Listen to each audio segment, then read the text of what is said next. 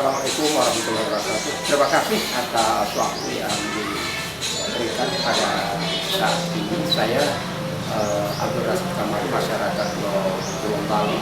Kita bersyukur kepada Allah Subhanahu Wa Taala Tuhan Besar. Kemarin kita dengan sukses dan aman serta damai dan bermartabat kita melakukan pemilihan pilpres maupun pileg pada tanggal 17 April 2019.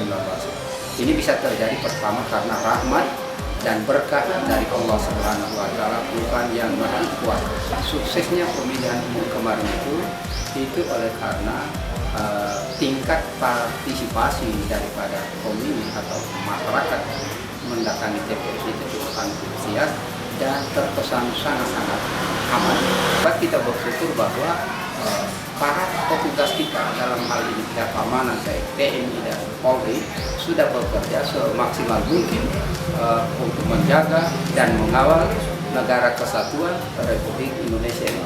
Karena itu kita wajib menaruh harapan dan kepercayaan sepenuhnya kepada petugas dan pihak-pihak yang berkewajiban dan kepentingan, termasuk para pemangku kepentingan, dan kita sebagai hayalah ramai atau katakanlah masyarakat biasa dengan hati yang tulus, dengan dada yang lapang menunggu hasil akhirnya nanti, sebab hasil ini boleh bilang sudah kelihatan, jadi kita menunggu saja hasil akhirnya.